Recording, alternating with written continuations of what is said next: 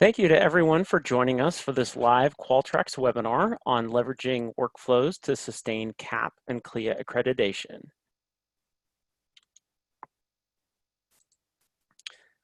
My name is AJ Kurtz, and I'm an account executive here at Qualtrics. We've got a mix of attendees joining us today. So before we get into the main event, I'd like to give you a very quick overview of our company. Qualtrics is a compliance software platform specifically designed to manage quality initiatives. Organizations turn to Qualtrics when they're looking to reduce or eliminate the burden associated with manual or paper-based systems by automating key processes. Qualtrics was founded in 1993 when our parent company was pursuing ISO 9001. They were looking for a way to streamline the process and ensure that no details were overlooked in their audit. So they started from scratch and built a framework for what would ultimately become Qualtrics. Not only did they crush their audit, but the assessors were so impressed with the software, they suggested we start selling it, so we did. Today, more than 25 years later, we're a leader in the quality and compliance industry, and we're happy to count several accrediting bodies today as our customers. So just a couple of housekeeping items. We will be recording this webinar. So if you're unable to stay for the entire time, you will be receiving a recording afterwards. And then also later in the session, we'll be doing some Q&A. So you're welcome to put questions in that area. So now, without further ado, I'd like to introduce Brian Spooner, our co-presenter today. Brian has worked in various capacities at DCL Pathology for the past 10 years. Brian currently serves as the operations manager with responsibilities in quality management, IT, laboratory operations, and project management. He's passionate about driving process improvement through the use of technology and wrangled most of the company's Qualtrics deployment, which has been live for about 2 years. Brian's early background is in laboratory science, and he holds degrees in histotechnology and business. So Brian, thanks so much for joining us today. I'll let you take it away and look forward to seeing what you have to present. All right, thanks, AJ. Let me try to get my screen share going here. So bear with me one second, everybody. All right, so that should be taken care of. Yeah, so thank you again, AJ. Appreciate it very much. Also wanted to say a quick thank you to Qualtrics for just getting me the chance to talk about some of the ways that we've been utilizing their software to really improve our efficiency when it comes to quality, document management, as well as process improvement overall for our group. Again, as AJ said, just a little bit about me so you know kind of the lens or the filter that I see compliance through and what it entails for my group. I know many of you might occupy some pretty different environments from mine and have some different challenges to meet. But one of the really good things I've experienced with Qualtrics and particularly their user community is there's a really big willingness to share knowledge even when you're looking at kind of cross-disciplinary levels and to help other users with the challenges they might be facing. So I think that's something that's pretty unique in my experience. So I really look forward to some of the Q&A time and hearing about what some of your situations and challenges unique to your environment might be. So DCL Pathology is an anatomic and molecular pathology lab. Our group is accredited, obviously, as the title might suggest, by CAP, which is the College of American Pathologists, and federally, obviously, by CLIA. We also do hold a laboratory licensure in New York State, and lucky me, I get visited by New York State next week. So, you know, wish me luck on that. I'm sure I'll be, you know, having a lot more fun than all of you next week. Personally, I've been with the organization around 10 years, and like AJ said, I've done a variety of different things, but all kind of along the way, it's run pretty heavily alongside dealing with quality management and kind of that process improvement quality side of things. Participated in a lot of audits that our company has, as a whole, has gone through, both by the groups I mentioned, CAP, CLIA, New York, as well as because CAP uses a peer audit system. I've also been able to participate kind of on the other side of the table and audited, you know, a couple groups on their behalf as well. So a few things about DCL, in particular in our environment. These are some of the things that we specifically were faced with when we were considering and then ultimately made the move over to implementing Qualtrics. Number one, we're a pretty small group. We have about 20 individuals, not all of those being full-time, and 6 out of those 20 are actually pathologists. So as you might expect, a lot of our individuals wear multiple hats and kind of cross-cover different areas and different departments pretty regularly. While we are pretty small, we've also grown pretty significantly over the past few years. And a main challenge with that kind of growth is always that balance between hiring too quickly and the flip side of that, hiring too slowly, and then ending up with burning out your core performers and your contributors in your staff team. So at our size, our management hasn't really felt like we've hit the threshold to bring in someone who's going to have a primary focus in quality management.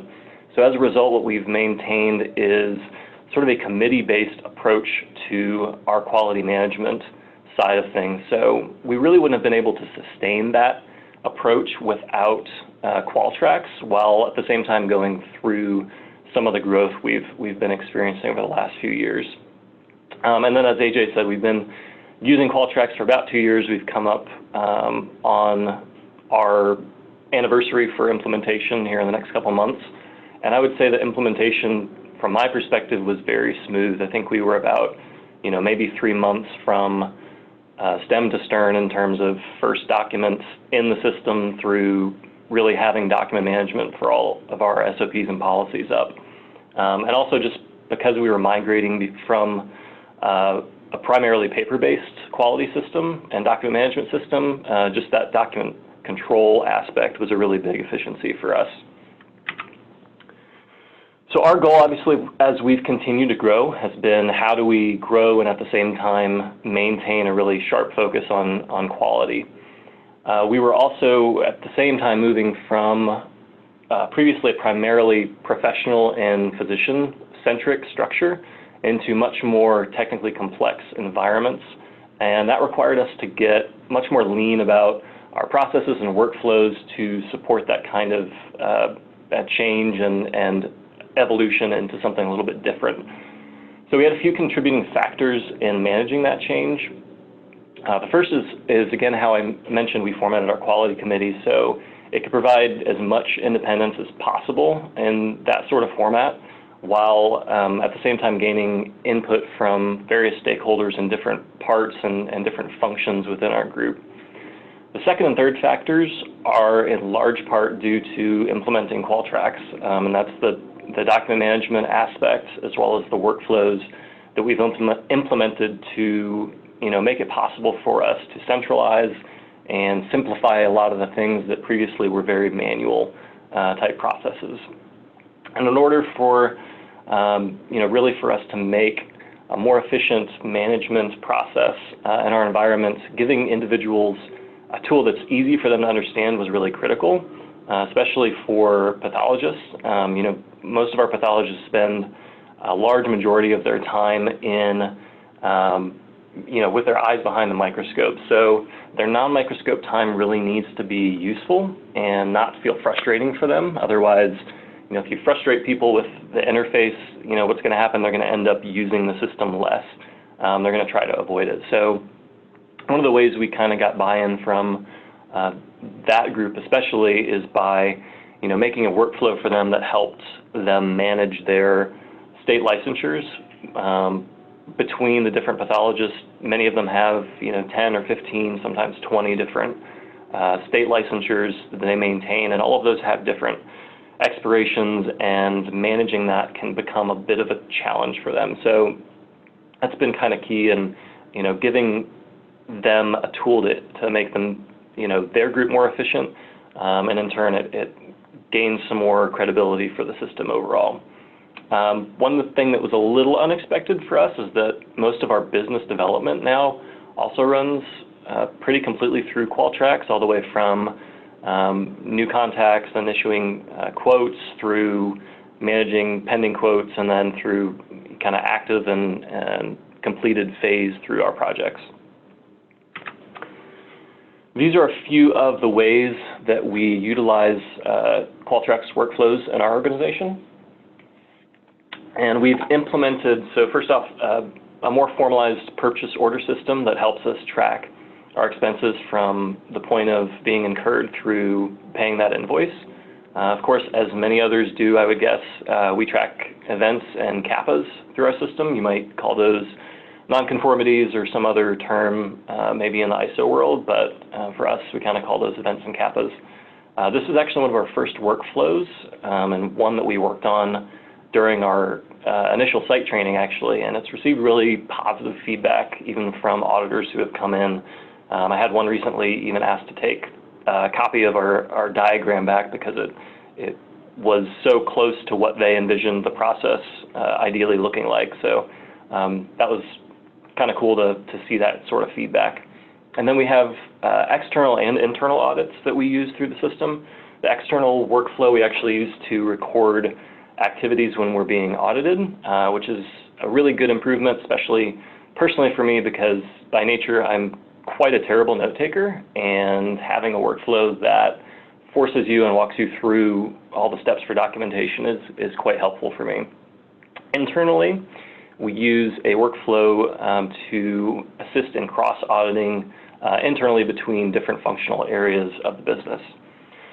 Then we also have a IT change request workflow that helps us track assigning and removing employee access privilege to our various information systems. And then most recently, like I mentioned, the state licensure tracking that is helping out our pathology team. Of course, the last three I'll be discussing right now just in a little more detail, giving you some granular kind of field entry level detail on them. I'd also say that honestly there's no real magic to any of these workflows in terms of them being complicated to build. Honestly, the challenging part is usually pre-planning phase and just figuring out how best to utilize the workflow tools that you have available to you to meet your specific need. I think once you actually start building a workflow and have that vision in place of what you want to do, I think the tools actually make that quite an easy process. So, and I think probably we'll be seeing some examples of how easy it is to actually build out an individual workflow a little later. So the first workflow I'm going to take a little bit of an in-depth look at is one that addresses CAP's All Common Checklist question, which requires you to performance verify instrumentation and equipment in your laboratory. CAP defines when you must perform this activity, but of course they don't really provide specific guidance on how, and they're going to leave that determination of how up to each lab and lab director. So to be clear, there is also occasionally some confusion on this checklist item. At least I've seen it come up in audits where people conflate validation with verification, and these are really two different applications. So when you're inspected, CAP wants to see as evidence that you have a procedure in place as one component, and then the records that this process is being carried out, and obviously that's what this workflow is intended to capture. This is our diagram that actually accompanies the verification workflow, and we allow anyone in our laboratory to kick off that workflow, which is going to first collect the ID for the instrumentation and then some other preliminary data related to that. From there, the individual or multiple individuals or groups carrying out the checks will answer a series of questions that we defined to address the quote-unquote performance of a piece of equipment. Now, not all these questions will apply to every piece of instrumentation, so the lab does need to sort of use their discretion as to which questions they're going to potentially mark as not applicable. The following temperature steps are actually a good example in the workflow, since not everything in the laboratory is going to potentially have a temperature reading involved with it. So instrumentation that does in fact have a temperature component in our process could either have a one-day temperature reading taken, or in the case of a new piece of equipment, we actually define that that temperature is recorded over 3 different days, so we can show some consistency over new pieces of equipment. Once those checks are performed, The workflow then goes on for managerial approval and subsequent lab director approval, assuming everything appears as it should be. It also allows the workflow to route back to previous steps if the manager, when they're reviewing, happens to identify some sort of issue or says the documentation isn't quite complete.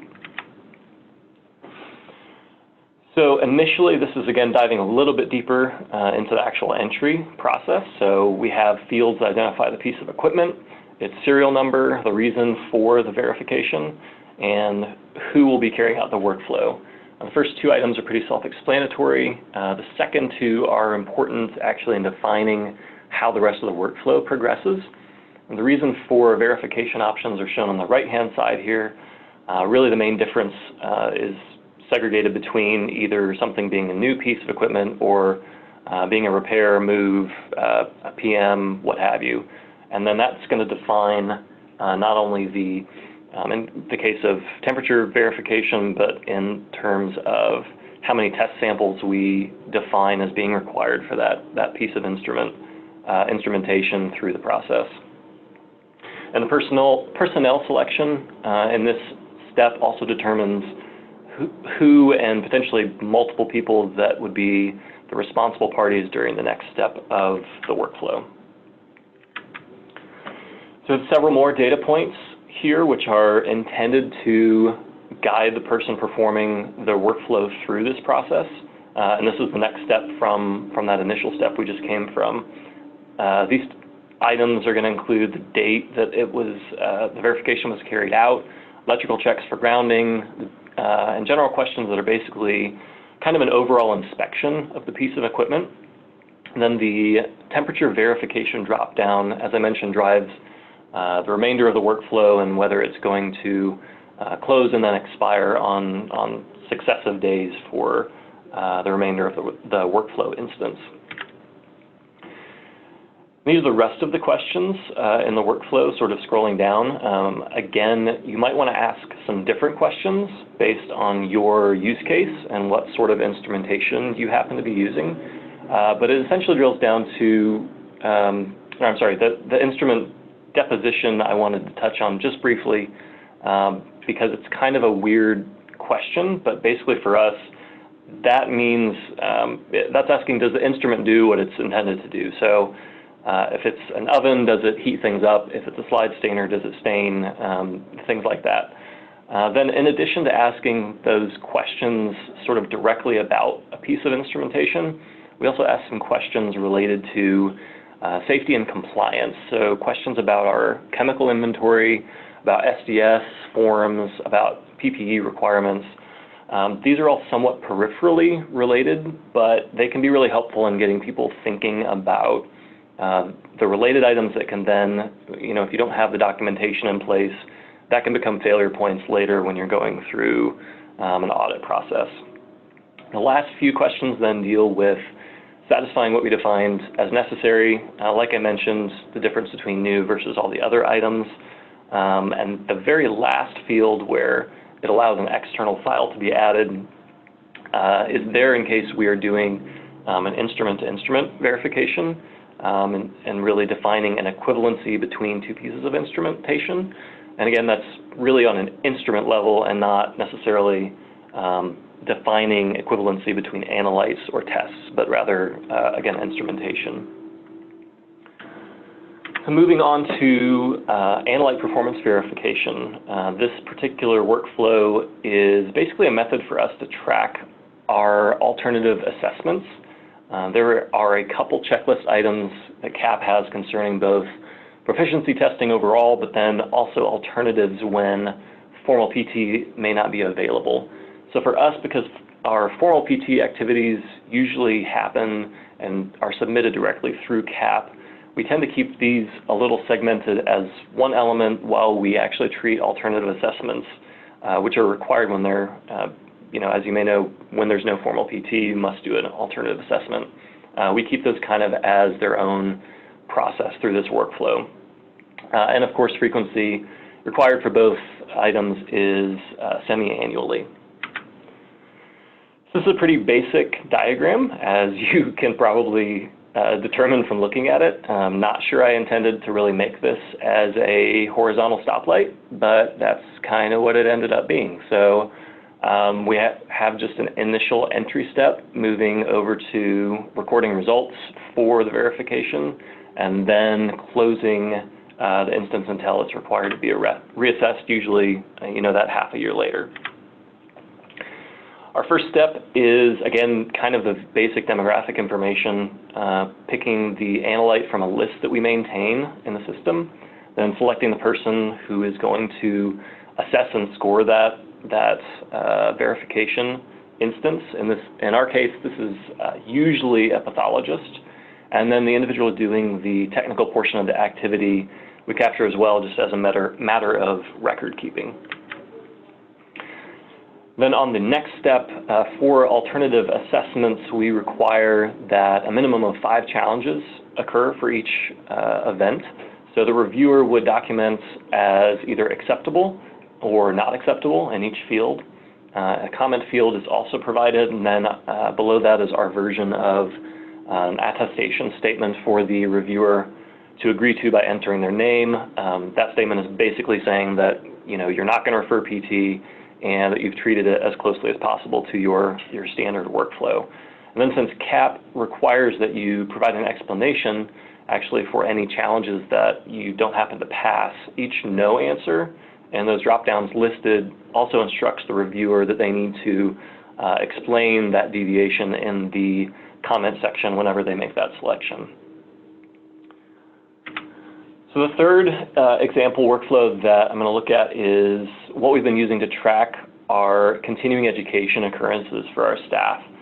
Now, CAP only requires that you implement a continuing ed program that's what they say is sufficient for personnel. So that can mean sufficient to maintain their certifications if they're ASCP or otherwise certified. But then functionally for us in our institution, it means that each technical individual in a technical area needs at least 12 hours of continuing education each year. And some individuals actually need 24, depending on their job title.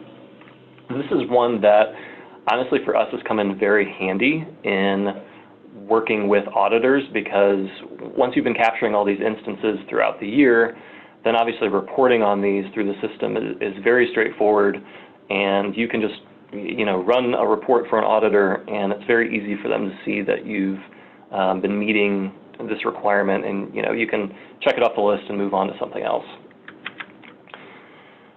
This is the workflow diagram. Again, this one is fairly straightforward. It allows the submitter to enter all the details of their training, and then there's an option for the manager to, depending on their answers, to route it backwards in case some documentation has been missing or they just made a mistake in their submission.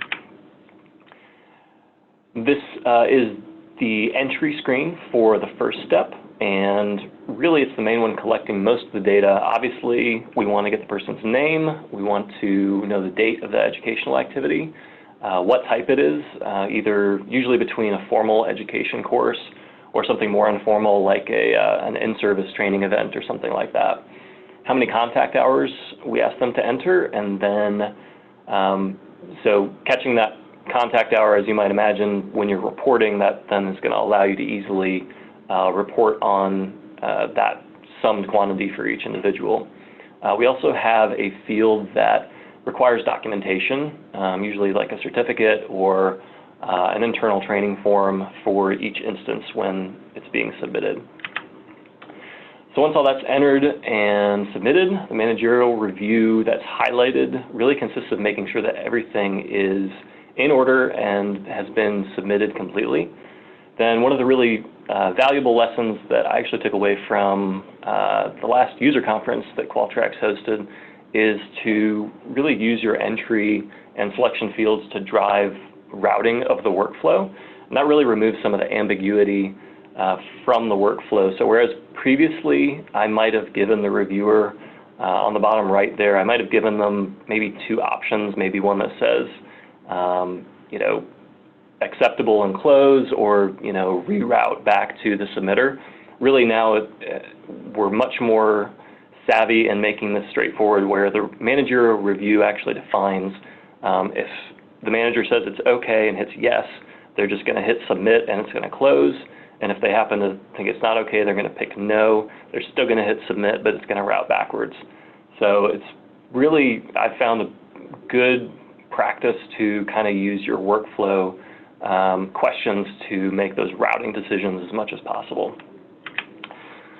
So that's all I have for you today.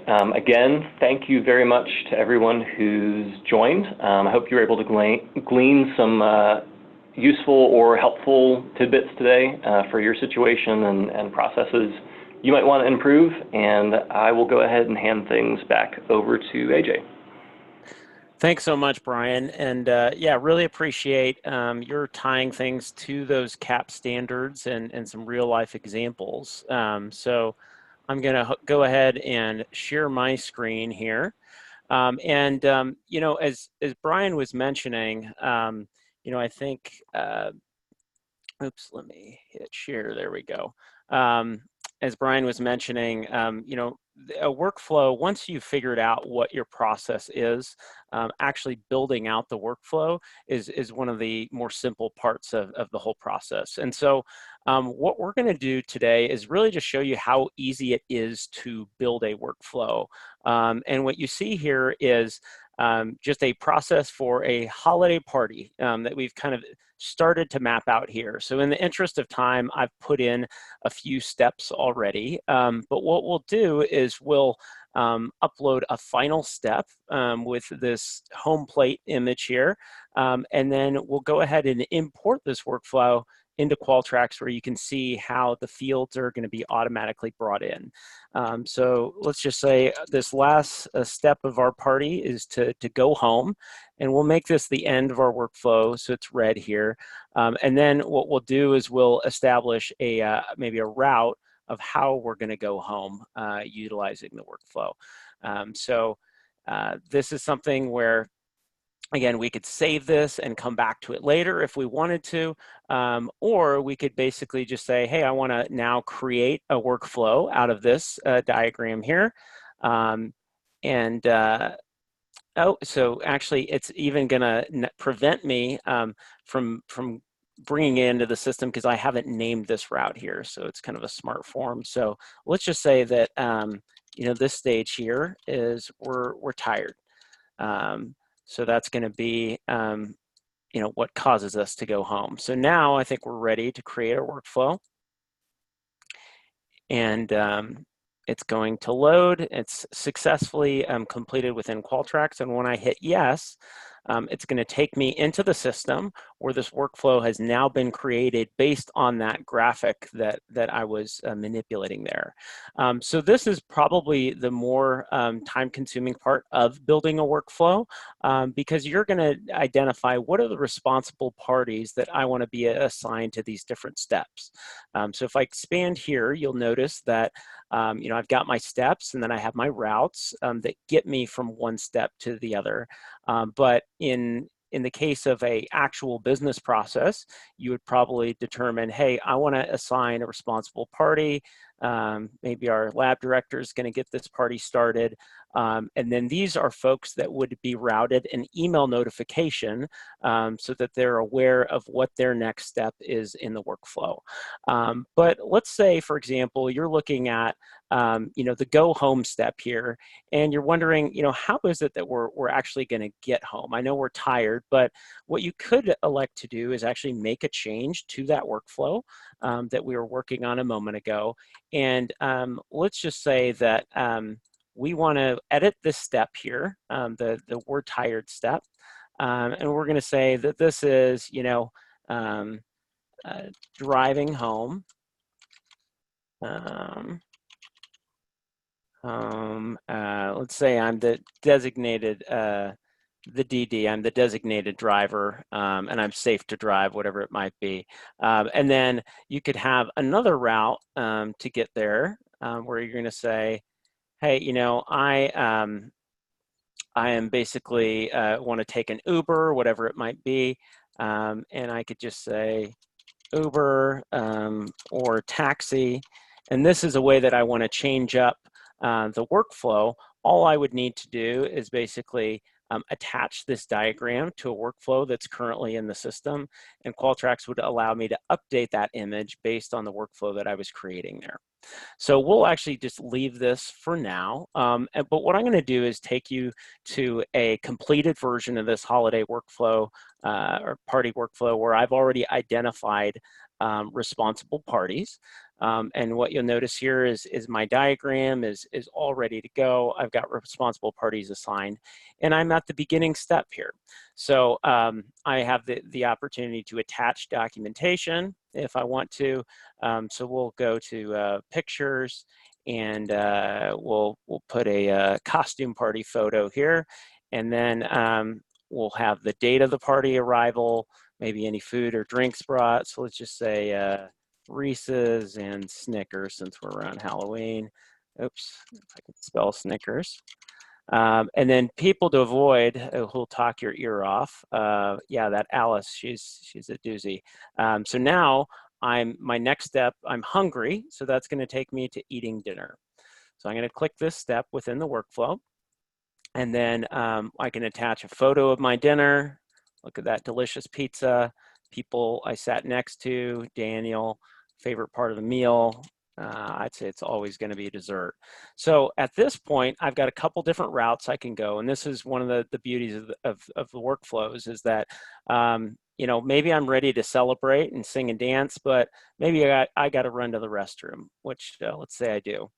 So I have the opportunity to capture additional information here. How long will I spend washing my hands? Let's say 5 minutes. I'm a real germaphobe. I'm all freshened up. And so now this is going to take me back to that dinner stage of the workflow. So now I'm ready to celebrate. I'm going to move on to sing and dance. And requests, let's just say the Beatles and Monster Mash. And so let's highlight, yeah, best singers, Fran, she's awesome. Ian, not so much. And now I've hit the point where I'm at the completion of the workflow. So I'm tired, and I could say, you know, once I click this here, the workflow is going to be complete, and I'm going to go home. So once I click that, this is going to take me to my Qualtrics inbox, which is here's where you'd see documents and edit, workflows that we've been discussing, or tests or trainings you'd complete. And if I want to look at a completed version of that workflow that we were just executing, I could go to my holiday party workflow. And what you'll notice is that any fields that we had that were required within the workflow itself, these are going to be searchable when I try to sift through historical versions. So I could say, hey, I only want to see these workflows that have a photo of the dinner or whatever it might be. And again, you can apply this to anything that you might do in your organization where you have fields that you need to capture and you need to report on. So I'll go ahead and search the different versions I have in this system. So it looks like there's one here with the costume party photo. And so I can look at the completed workflow, and I could see any fields that were filled out, or a printable version will give me some nice timestamps of exactly when it was initiated, when we got hungry, when we went to the restroom, when we started, you know, celebrating, and then when we got tired and went home. So this is how Qualtrics utilizes workflows to capture any sort of information that you would need to report on, show to an auditor, all that. So anyhow, my goal here was not to get you guys amped about building a holiday party workflow, which you may be, if so, great. But what I really want to show you is how easy it is to build workflows within Qualtrics. And you know, essentially, if you can think of it in a diagram, you can build it in the system. So what you notice here, this is a demo system of Qualtrics, but I've highlighted with an asterisk our best-in-class workflows that come pre-configured in the Qualtrics system. So corrective action request, or CAPAs or nonconformities like Brian was discussing, internal audit, management review, proficiency test monitoring, risk assessment, validation, and vendor approval.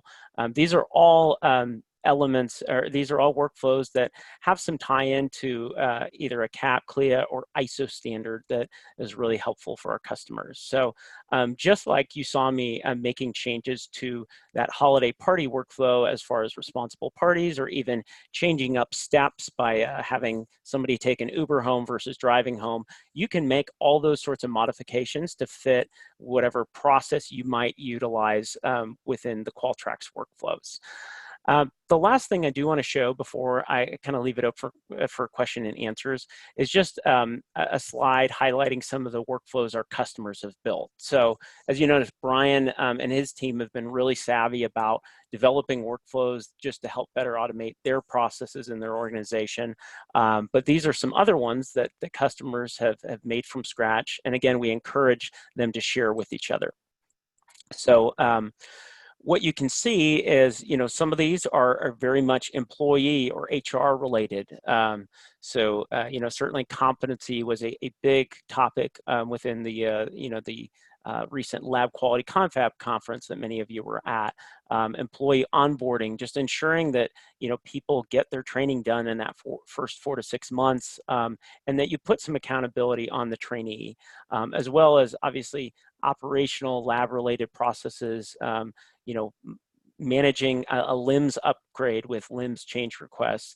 And then equipment maintenance is another one that we see very common as people are trying to have an audit trail of a piece of equipment and see how it's done historically. So again, these are our workflows customers have built, and we train our customers how to build during implementation. But lastly, I do want to touch on what else comes in the Qualtrics system. So we do consider ourselves to be all-in-one in that you don't buy one module versus another, but you really get the entire system. So Qualtrics is a repository or database for managing documents, so current or past revisions of SOPs, training manuals, anything you might need to show in an audit. So you can store any type of file, whether it be Word, Excel, PDFs, videos. There's no limit to the volume of files you can store in the system. Workflows, certainly the big thing that we tackled today. Those best in class come pre-configured. You can build your own. And as Brian alluded to with our user conference, we really do encourage our customers to share workflows with one another to encourage best practices. We have a customer portal where folks can collaborate and communicate there as well. And the idea is that not that we force a workflow on the way things that you guys do today, so you have to adapt, but really you get the workflow to adapt to the way that you already do things and just make it more automated. And then on the testing and training side, this component or feature of the product could be used for an acknowledgement that somebody's read and understood a new document revision. It could be multiple choice tests to show real knowledge of a subject, or it could be more complex trainings or competencies where there's completion, effectiveness sign off from a supervisor. And then lastly, all of the data within Qualtrics sits upon a reportable platform. You saw a moment ago some dashboards that we have within the product. Our goal is really to help you to be able to customize, report, and make that data actionable within the system. Definitely something that our customers utilize heavily. So just a couple high points, Qualtrics, certainly the system, the goal is just to give you better visibility in your entire quality management system and understand what's going on. As Brian alluded to, as they're preparing for audits, just having a lot of time savings and really being prepared so that the audit can be a quicker process. You save a lot of time is helpful. And then accountability. So making sure that Qualtrics is actually routing responsibilities to the right parties so that it's not all on a supervisor or quality manager's desk to address. And then overall decreasing risk within your organization. Certainly many of you noticed the risk assessment workflow. That's been an increasing topic, especially for our customers under ISO accreditation. So that concludes our portion of the presentation. So we do have the Q&A box open, and would love to hear any questions that you guys may have.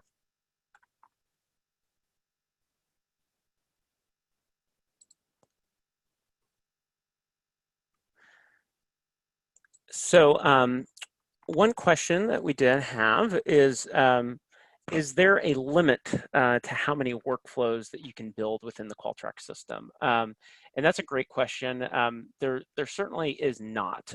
So what we've typically found, Brian, I think mentioned utilizing Qualtrics, a couple of the workflows at the beginning, but he's really expanded from there.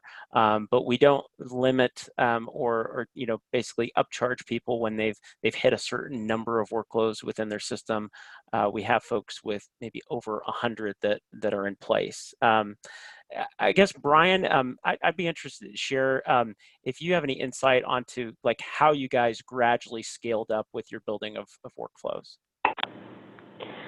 Sure. I think, it's an interesting question because, as we start to grow into doing more workflows, I think one thing that's been valuable for us just in managing accessibility, because obviously, in the interface you have a workflow dropdown. And again, this is one of those kind of tips I picked up from the user conference is, you can put space characters into your workflow names actually, and you can sort of use that to drive your key workflows. So what we've actually done is, as we've grown our list, we've, the workflows that get the most use are at the top.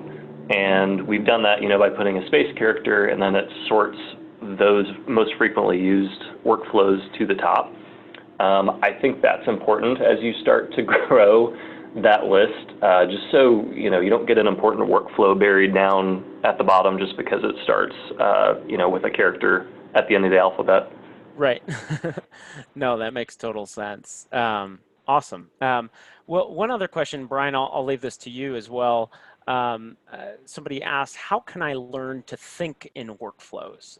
Because I think folks understood, how you could build it with that, the workflow designer tool, but I'm sure that there was a little bit of a change in mindset for you all as you started to think more in workflows. Yeah, I think I just have to, whether it's through the designer and using that as a flow diagram, or just sitting around, get the stakeholders that are going to use that workflow the most and understand what your end goal is. I mean, kind of work the problem backwards, figure out what you're trying to accomplish at the end of it. And then once you have that single goal or multiple goals defined, then go back to either, the workflow designer or, sit down and just sketch out what that looks like in terms of, flow, in terms of routing, where are the decision points, maybe notate, alongside each item. And you might want to have other people involved in that, but I think doing that more frequently is kind of the best way that I've found, at least, to approach thinking through the system, at least at a pre-planning stage. Yeah, absolutely. No, that's fantastic. Another question that I had, Brian, I'll put this towards you as well, is when using Qualtrics to monitor licensure, can you use it to track expiration, and can you have alerts set up through the system to remind you of them?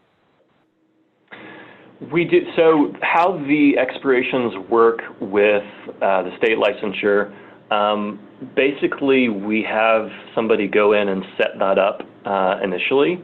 So, say, we're located in Indiana, so there's an Indiana state license, and it may expire 3 years out in April. So the first person who puts it in is going to say, I want this to expire for us to be aware of it and start working on it in March. So they're going to assign that expiration date. And then actually what we've used, I'm spacing the term of the field, but basically it's a table-based field, and maybe AJ will remind me of the actual name of the field type, but it allows us to then record each subsequent instance and then assign below that in a separate field what's the new expiration date. So it requires some interaction, but really the main tool is that it expires when it's supposed to, and once you've set that expiration, you can just forget about it, for a year or 3 years or whatever. Okay, great, great. Another one, Brian, I think this will go to you as well. With the equipment verification workflow, once that workflow is completed and closed, how are you guys retrieving it, and how do you know which completed workflow is the most recent? Sure. So I think really just through the standard reporting tools in Qualtrics. So you can set up your own reports for your workflows, and you can really capture not only the custom fields that you defined, but there are also various system fields that capture the start date, or AJ's got some examples pulled up here. The ID. So the ID is always one that's really helpful to add, so that if you need more detail and you want to see the full instance, you might create a report like this, and then if you have an auditor on site and they're interested in the first record, 2410 on AJ's list, Yep. You can actually click on that, and it's going to give you, depending on your permissions, it's going to give you, this view. There's that view printable history, and then you can have all of that information for that instance to provide to your auditor if you need to delve that deeply. Yeah, no, I think that's a great point, Brian. And yeah, for this particular, if I wanted to, look at corrective actions like we had pulled up here, and I wanted to kind of look at ones that had a specific end date. There's this one here, for example. And to Brian's point, if you look at that printable version, you can see all that was filled in those various steps, kind of like the completed workflow we had for the holiday party. And then we can see the flow chart down below, which again, this is a different flow for a corrective action request. This is one of the ones that comes pre-configured in the system. And I did want to remind folks that we will have a recording that goes out to everybody of this presentation. So if there's any graphics or things that you want to stop and get another look at, you'll have an opportunity to do that with the recording. I did want to highlight on the reports as well. Brian, you mentioned just all the different fields that you could bring in, or utilizing an ID field, whatever it might be. You do have an opportunity within Qualtrics with our report designer. You notice this report's fairly robust, much more than the one previously that I showed. You could bring in any sort of fields that you want to this report. So you could get rid of a number of fields. You could kind of swap some around and have the order. If you want to have the ID at the very beginning, you could do that. And then you could bring in additional fields here that you want to add to your report. And then once this is complete, you can save and run that report. And it's something that after you run it, you could export it to Excel to make that data something you can manipulate outside of Qualtrics. So let me, I'll keep moving on some of the questions here. If you have a workflow that's been in use for a very long time, are there any issues modifying or adding steps as far as regulatory requirements? Is it better to create a whole new workflow? So I think my answer for that would be adding steps, I think, is fairly safe with most workflows. I think that occasionally there is some discussion just in managing workflows that have been alive for a long time, kind of, what's the best way to go about that? I know I've seen some people mention that, rather than delete custom fields from a workflow, they'll deprecate that old workflow and then add a new one on top of it, because I do believe, Gene can correct me if I'm wrong, but I do believe if you delete a custom field entirely from a workflow, that will delete from the instances. Now, that said, I do also think that what you can do if you no longer want to use a field, I think you can just remove that from being used in the actual workflow. So, remove it from being able to be viewed and remove it from edit capability. And through that, I believe you can actually modify a workflow to no longer use a field, but it's still going to retain historical information Was that accurate, guys? Yeah, yeah, absolutely. So yeah, you can remove those fields, you can maintain some sort of a record, but I think the point you're getting at, Brian, and as far as, from a quality standpoint, it doesn't put you in any jeopardy to make edits to your workflows. And one thing I'll clarify, for Qualtrics, that's something we encourage our customers to do in the name of quality improvement, that they can make changes to their workflow on the fly, and Qualtrics does not have to be the one to do it for you. So that's something that we train our folks how to do during implementation. Yeah, and I think I'd also add that that's, so long as you've addressed how you're going to manage that process, and updated, your procedures and SOPs, there's always going to be some balance between, the ability to do things at an administrator level versus having things completely locked down. And I get kind of where that question's coming from. I can see that question coming up.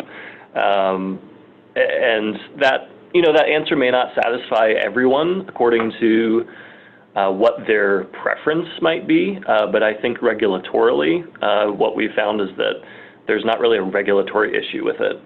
It might not be everyone's preference that you can make that level of change, but that's kind of what you get with the customization ability of the system.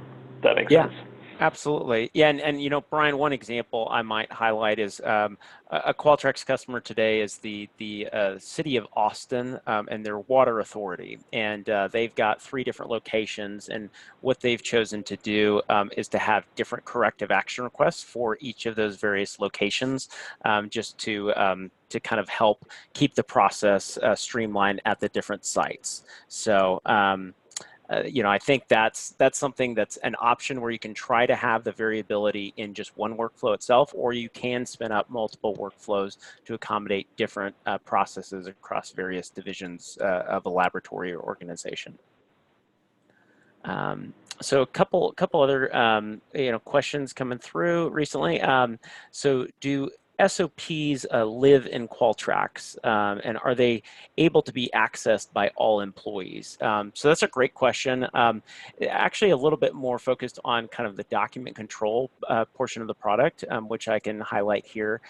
So yes, SOPs or training manuals or any sort of other official or uncontrolled documents would be stored in Qualtrics. And what you'll see here is I've got a safety manual that is basically being stored within the system here for kind of demo purposes. And what I would be able to see is that there's a revision number of this particular document. And then if I click on the properties for that document, I'm going to be able to see what's behind the scenes in terms of any standards that are associated with that document. I could certainly change those if I wanted to. And if I clicked on the history of the document, this would be where probably an administrator could see any historical versions of the document. They could view it with tracked changes. They could see if there was extensive review involved.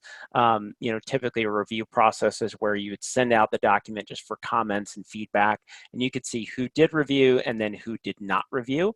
And you could even click on a historical version of that document. Notice this one looks pretty different. It's revision 3. So yes, any employees could see the document within Qualtrics, but if you're an employee who's at more of an administrative level, you'd probably have access to see more behind the scenes of the document related to different revisions, or even the approval process that you might have outlined of kind of a sequencing of who gets to approve documents in what order within Qualtrics. So yeah, hopefully that was helpful, talking about the SOPs. One other question, Brian, this might be more for you, is when using Qualtrics to monitor licensure, can you use it to track expiration? Oh, actually, sorry, no, that's the one I've already done. Is there a way to share a subset of SOPs with regulatory agency prior to them coming on site for the inspection?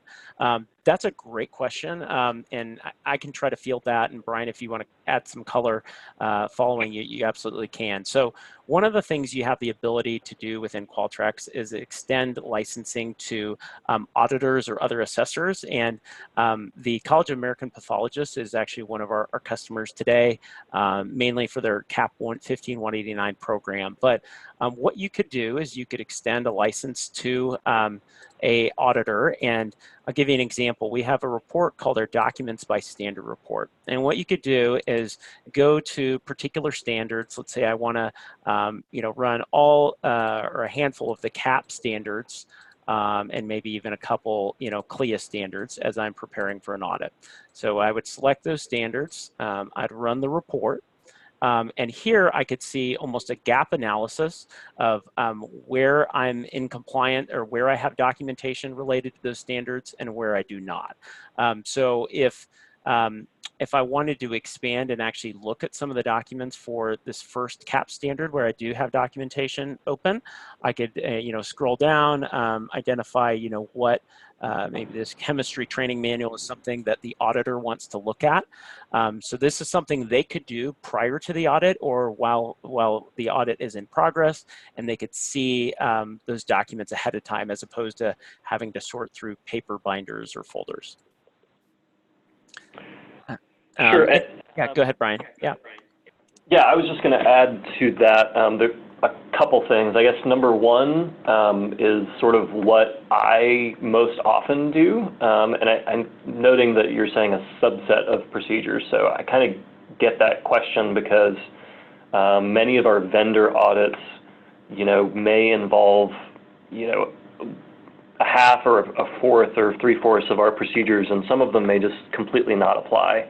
And to that effect, certainly get that, when you're being audited, you kind of want to limit them to where their field of interest is. You don't really want them looking around and things to, dig up a problem that's really outside of the scope of what they should be looking at. So the way I've handled this typically, that's worked the best for me is to export a master document list that's limited to my SOPs and procedures, and then to pare down that master document list and provide the limited list to the auditor externally beforehand. And then if they want to request specific procedures, then obviously you can save those as PDFs and share them if you'd like. Obviously you can also, depending on how much time you want to put into it, you do always have the option to copy document locations. So if you wanted to make a separate audit folder for that auditor or group, you could go procedure by procedure and copy those documents to, in addition to their primary location, also live in that new folder. And then if you wanted to grant that auditor access to your system, give them a temporary license, you could assign, limit the access controls down to that specific audit folder. Gotcha. So that's one way to do it. That could be a little time consuming. If you have 300 procedures they need to see, it may not be worth the effort to do that. You might want to try to go the route of, providing them a master list and going from there. But yeah, just a couple. No, that's great, Brian. And I think one thing that might be helpful to clarify, some of you may have experience with something like SharePoint, where if you edit a document in one folder and it's in 4 other locations, there's going to be differences or discrepancies between the different documents. But the way that Qualtrics operates is that if I have administrative rights to make a change to a particular document here, and it's in 4 other locations, that change is going to be rolled out to all the various other locations. So to Brian's point, if you wanted to put it in an audit folder, it would stay uniform with the current revisions of all your documents that would be available to see. So one other question I know that we had was related to risk, and for some of you that were at the lab quality confab that I mentioned. This is a topic that's becoming more apparent, especially for those under ISO accreditation. And so this is a workflow that's relatively new to Qualtrics, and would give you the ability to monitor risks and score them based on a particular risk level. So when I go to the next step here, you'll see that I have the ability to give this risk a score for both severity and likelihood. So after I could score the different, or identify the type of risk, but I could give a severity score and a likelihood score and have these scores multiply by each other and potentially escalate anything that's, if this is a 16, if it's 15 or above, we're going to put that at a red risk level and we're going to go to a corrective action. So anyhow, this is, this is how that risk workflow would look, as if some of you guys are curious. And I also want to highlight that, we did have a large group on today's webinar, so if we weren't able to get to anything, you're welcome to reach out and contact us directly. My email is here, akurtz@qualtrics.com, and I can forward anything on to Brian if need be. But thank you so much, Brian, for your time and expertise, and we wish you guys all the best as you get ready for the year end. Yeah, thanks, AJ. Thanks everybody for signing in today. All right, thank you guys, and again, will be receiving a recording within the next day or so with a link to this presentation. And everyone have a great rest of your day.